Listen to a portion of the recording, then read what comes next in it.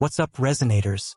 Listen up, because if these leaks hold even halfway true, version 3.1 might be one of the most loaded updates Wuthering Waves has ever seen.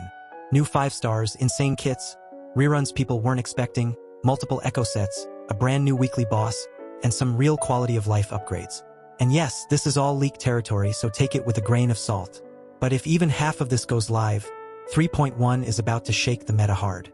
So let's not waste time, starting with the banners, because Phase 1 comes out swinging. The headliner of Phase 1 is Aemeath, a 5-star fusion sword DPS, and her kit sounds absurd in the best way. She can freely swap between her base form and a full mech form, shifting between Tune Rupture and Fusion Burst resonance modes. Every swap builds synchronization and resonance rates, meaning her damage isn't just raw stats, it's about timing, rotation, and team synergy. Here's where it gets wild. Aemeath converts debuffs triggered by your team into short burst damage amplifications. In other words, the better your team coordination, the harder she hits. All of that funnels into her payoff move, Starbreak Falls Finale. A massive resonance liberation nuke that rewards precise timing and layered resource management.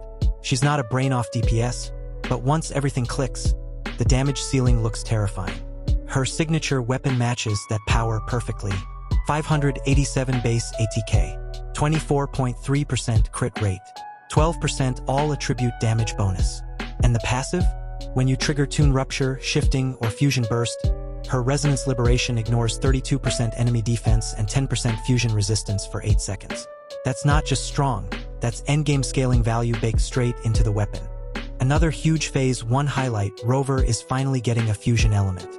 Players have been waiting forever for this, and it's finally happening. On top of that, Rover also gets a school uniform skin, which is a nice bonus touch for longtime players. Sharing the banner spotlight is Chisa, a 5-star Havoc Broadblade user focused on support, debuffs, and healing. She's shaping up to be a high-value utility character rather than a flashy DPS. We also have Lupa returning yet again, and the 4-star lineup looks solid. Tauchi, Yuanwu, Elto, a very respectable Phase 1 overall. Phase 2 doesn't slow down at all. Leading the charge is Luuk Herrson, a 5-star Spectro Gauntlets DPS built entirely around aerial combat and basic attack pressure. His kit revolves around mid-air combos, teleporting skills, and applying Tune Strain, which fuels his Ichor flow. Once stacked, he enters Orient Judge, empowering execution sequences and plunge finishers. This isn't burst and leave gameplay. Luuk is designed to stay aggressive, stay airborne, and stay attacking. His weapon reinforces that non-stop pressure. 587 base ATK, 24.3% crit rate, 12% ATK bonus. Casting intro or resonance skills grants 20% basic attack damage.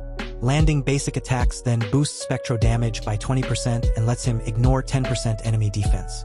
Everything here screams, never stop attacking.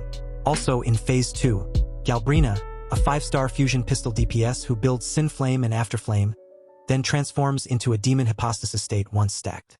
Flashy, aggressive, and clearly designed for spectacle. Cantarella, a 5-star Havoc Rectifier sub-DPS/support, though it's still unclear if this is a rerun or a different banner arrangement. 4 stars for Phase 2 are rumored to be Sanhua, Lumi, Mortify. Now let's talk content, because there's a lot. Leaks suggest up to 5 new maps, which alone is massive. But the real standout is the new weekly boss, Singilum. His Echo skill transforms you into Singilum, letting you charge at high speed and deal 273.6% fusion damage to everything in your path. And here's the kicker. When this Echo is equipped in the primary slot and the active character is Aemeath, her Resonance Liberation damage gets a 25% bonus. That synergy feels very intentional. We're also getting a new 4-cost Echo, Nameless Explorer. Its skill summons the Explorer for a piercing attack dealing 273.6% arrow damage. Primary slot bonuses, plus 12% arrow damage, plus 20% Echo skill damage. Additional new Echoes include Singilum, Nameless Explorer, Chronobite, Chronoclaw, Glowart, Frostlight Dancer, and Shadow Staff Smith. New Phantom Echoes are also coming, alongside a tactical hologram called Hyvatia. Version 3.1 introduces 3 brand new Echo sets. Sound of True Name, 2-piece, plus 10% arrow damage. 5-piece. After Echo skill damage, gain 20% Echo crit rate and 15% arrow damage for 5 seconds. Chromatic Foam, 2-piece, plus 10% fusion damage. 5-piece. Inflicting fusion burst grants 10% fusion damage for 15ths.